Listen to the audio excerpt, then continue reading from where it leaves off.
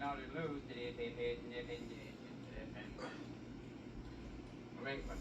Today, Princess Margaret threw a shoe. She's a catch. Also, this Queen, Elizabeth Taylor. Elizabeth Taylor. She's still married after 6 months. Way to go, Liz. Hey. Right. In Saigon today, according to official sources, nothing actually happened. One thing that didn't officially happen was a bomb didn't officially explode at 14:30 hours, unofficially destroying Jimmy Waugh's cafe. Get him out of there. 3 men were unofficially wounded. 2 men whose identities are still not known at this time. Break the goddamn door. The fire department responded. Believed to be unofficial at this present moment. Detained at this moment in a cell. Turn it off now. Well, this is what happens when. So I guess this is what happens when you do read unofficial news in Vietnam. He was warned not to do it, but I guess he just couldn't help himself.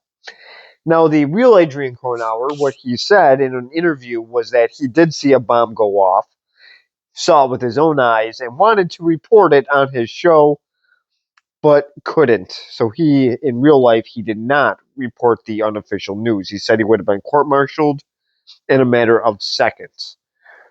So, now, since he did this, he is suspended, but it's okay. Because Stephen Hawk is going to take over temporarily for the Adrian Cronauer show. And I'm sure Lieutenant Stephen Hawk is going to do just fine. He says he has pages and pages of great material. So let's see how he does. Will he exceed him? Will he do the same? Or will he do a total Nick Swardson and just bomb?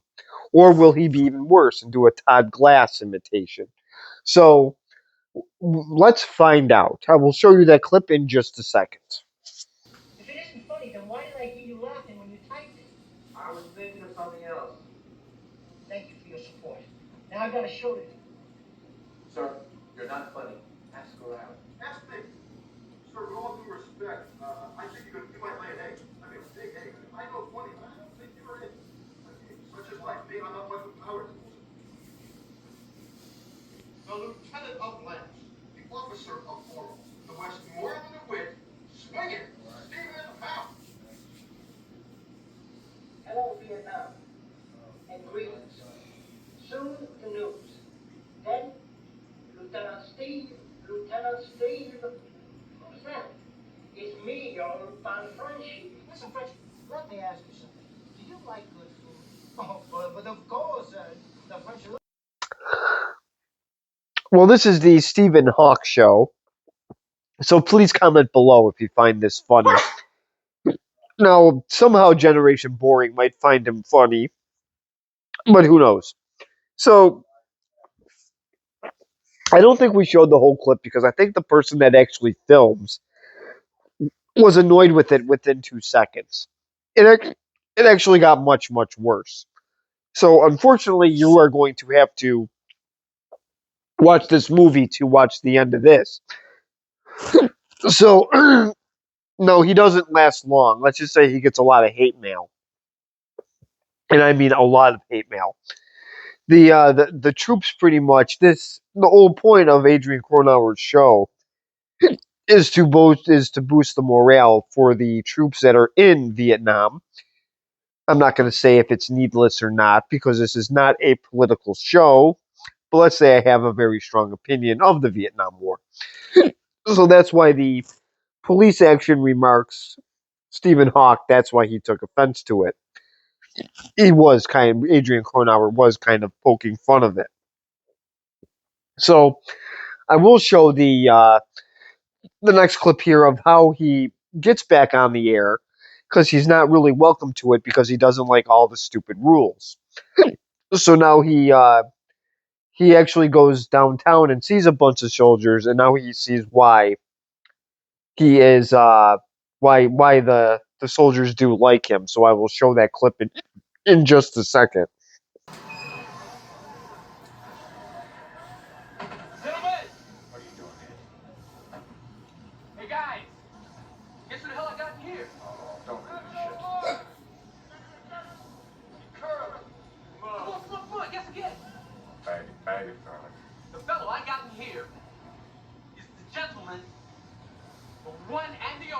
hit me. King of the airways, Adrian Cronauer. Hey, get up here, man. We got Cronauer here.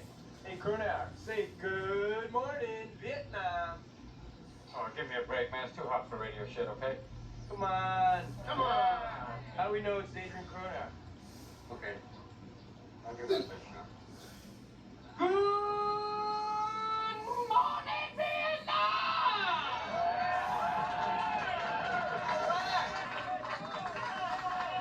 Hi, this is Adrian Cronauer. I'm on at 6 o'clock and again at 4. Hey, would like to welcome you to Vietnam, the country that is more stimulating than a strong cup of cappuccino or an espresso enema. Now, it's coming right in right now, but first, our fashion report from Special Forces Sergeant Earnestly Sincere. Thank you. I think this fall the discerning GI is going to be wearing green in the jungle. Why? Your way right now. We can't afford the teletype. Here's coming for you right now. Quick news flash. Former President Eisenhower, actually cartoon character Elmer Fudd. He was quoted as saying, "Thank you, America. It was fun being president." Also, Gina Lollobrigida has been declared the Well, obviously, so he didn't want to go on the air. So obviously, all these troops here kind of obviously he saw that they were laughing and having a good time. So obviously, from Adrian's facial expression, as much as he's enjoying this and joking around with them, he does know where they are going. They are going to be going into some very, very heavy gunfire. So, unfortunately, the sad part is, again, this is a yes, this movie is a comedy movie. It's a war movie.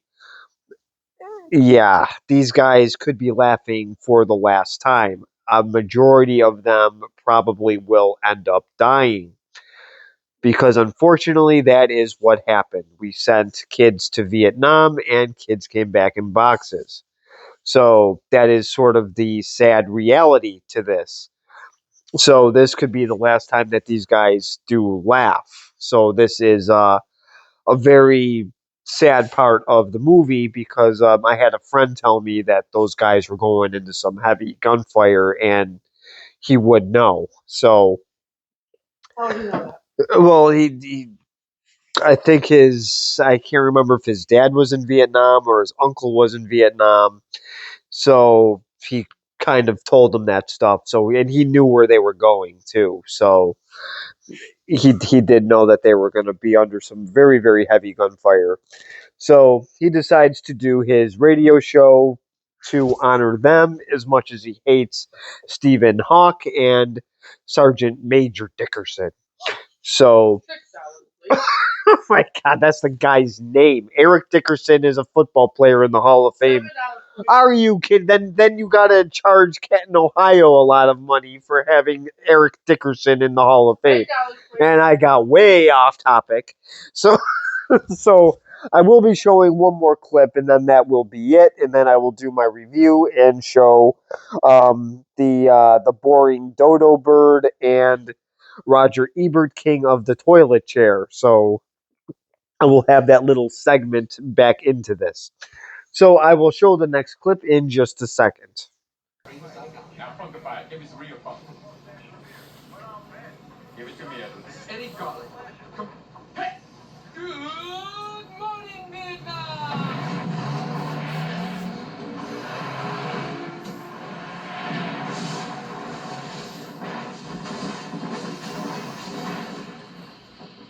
You're listening to...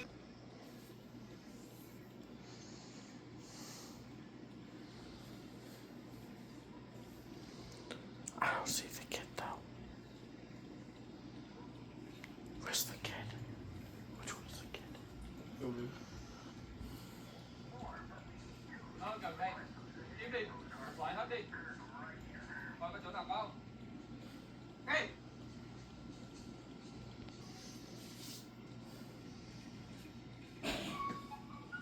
Hi, this is. How far do you think we're going? 10, 15 miles. Think the risk of voting yet? How can you fight a war on this shit? I don't know where they are. I don't even know where I am. Can't see Dick. Like hunting with Ray Charles. I hope this is not remember. Let's try it again.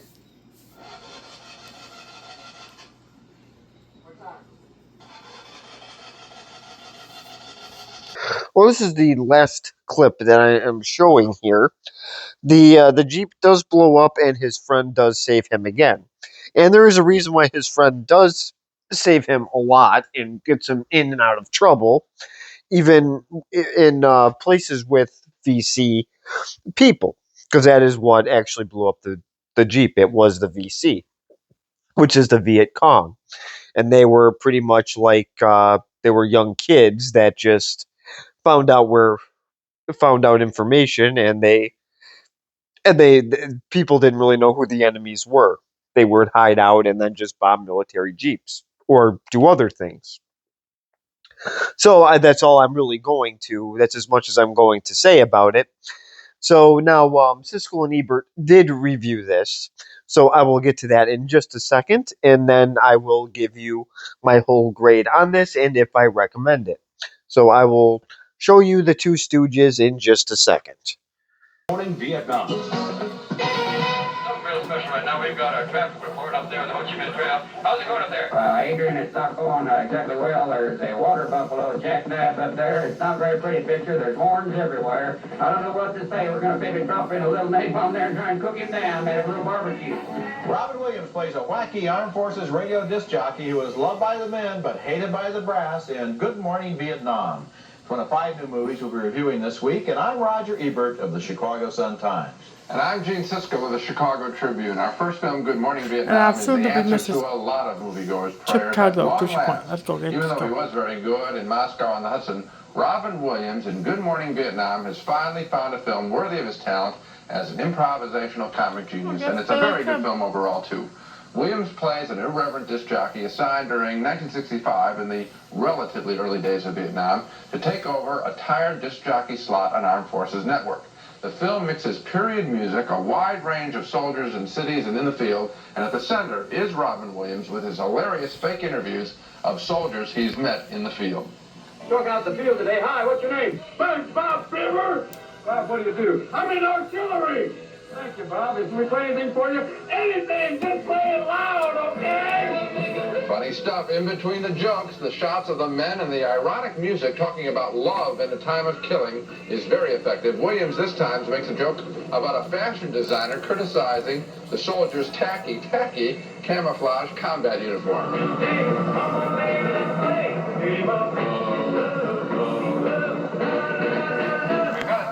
Bunch of funny and tender relationships with other soldiers, including his best buddy, a jolly black soldier named Garlic, who joins in the discussion about who's going to entertain the troops. Who do we have slated for live entertainment in November? Well, we originally wanted Bob Hope, but turns out he won't come. Why not? He doesn't play police actions, just wars. Bob likes a big room, sir. He's a wonderful character. Forrest Whitaker there playing Edward Garlic, and a wonderful presence in the film, gradually gaining more and more confidence as a character and more prominence as the film progresses. There's also a battle royale between the good general and a bad master sergeant over Robin Williams and just how irreverent he should be. And for all of its comedy, Good Morning Vietnam is a touching film, too, because director Barry Levinson, who did Diner and The Natural, other fine films, very quietly keeps cutting into shots of the newsroom teletape, showing the progress of the war in terms of how many soldiers, 150 soldiers, 200,000 soldiers, 400,000 soldiers, as we commit more and more American troops to the action. That's a fine touch in a fine film with a great performance of Robin Williams. I agree with almost everything you say, and it is the movie that Robin Williams has been waiting to make and that people who think he's brilliant have been waiting to see. Yes. There's one facet of the film that I'd like to talk about because it fascinated me so much, and this has nothing to do with the war, curiously enough. It's the betrayal of that character. Mm-hmm. He plays a guy who is all words. Mm-hmm. There is a wall between whoever is inside that character and his words. He uses the humor, he uses the stand-up comedy, he uses the one-liners, he uses the patter to hold people off. And at the end of the movie, curiously enough, we know a lot about the personalities of all the supporting characters, but that central Robin Williams character is still a complete mystery. There was just no glimpse into it, and that to me is brilliant because it shows a certain kind of comic personality that I haven't seen in the movies before, where the comedians are using the humor to say, don't look inside, I'm going to keep you laughing the whole time. Yeah, the only problem is there is one scene where he does let some emotion come through, and that's when he visits the soldiers out in the truck, and it's quite emotional, and we see a little of him being heroic, and that, oddly enough, is the one scene that I thought, sure, it's easy. It was easy. It went on too long. It was It easy went on to way too long. They're stuck in a traffic jam, and he starts entertaining the troops. The point could have been made briefly, and it goes on and on and on, maybe because they wanted to keep all of his ad-libs. Well, I think they wanted to make him a little more of a hero. They didn't need to. It's that good of a performance. Okay, it is that good of a performance. Okay, next movie. A look at the movies we reviewed this week. Okay, well, this is Siskel and Ebert here. They obviously liked it, and Ebert, of course, king of the toilet chair, probably had some meatball bombers during this movie. Oh, meatloaf bombers, meatball bombers, probably both. So, and what did I used to call Siskel? I haven't done the Siskel and Ebert segment in a while. I think it was Siskel the Grouch. Yes. Well, obviously he liked it, but he probably didn't know anything about it. But I actually have to painfully agree with these two clowns. They were pretty spot on with. Yeah, I don't really like to agree with them. But they didn't like the part with the truck, which I did, however, enjoy. So, and this movie did make the 2 hour and 7 minute mark, which is fine. I like the 2 hour movies.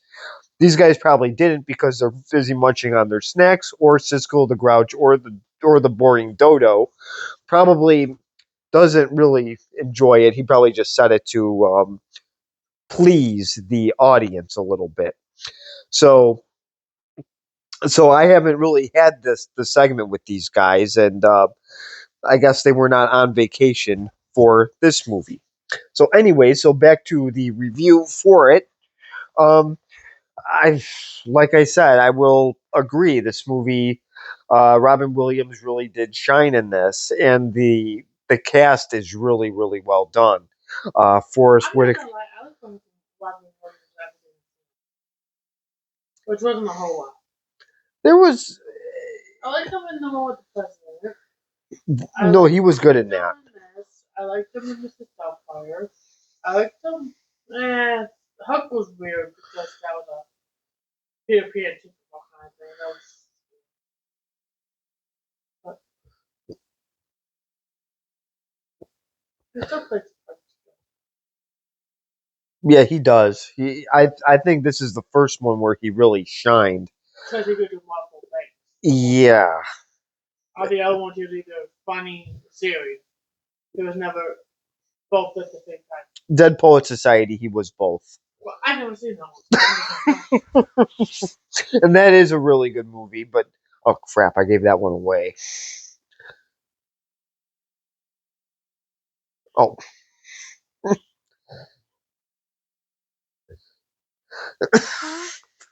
Well, so now that we're talking about DWIs, speaking of Robin Williams, with no, somebody just had some vodka. It might have been Skip. So anyway, so anyway, so getting back to Good Morning Vietnam, maybe the troops should have had some of that. They may have been able to relax a little bit more. This movie really did. I think it did a good job balancing that, because it's like I said, if you are a war lover, you will like this. If you're even into radio, you might like this. This guy did take some chances and push the envelope a lot. Well, the actor did, not the real Adrian Cronauer. But if you are in the radio, and again, this was a comedy / military movie, it was very entertaining. If I had to grade this, I would give this a B+. There's no question. I do highly recommend this. Obviously, we had to be careful with some of the language in this. So if you do have restrictions, maybe this probably isn't a movie you watch with your family, but I do believe this is on some streaming services. I'm not sure which ones, but this is one that I would definitely check out, or at least try to see.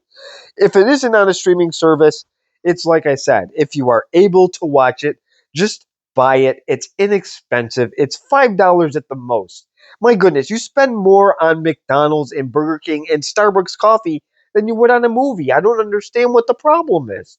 But anyways, this is a movie that you really should watch if you haven't already. I know this came out in 1987, but if you haven't watched it, please do. This is a very good movie. So please subscribe if you want, comment below, and thank you for watching.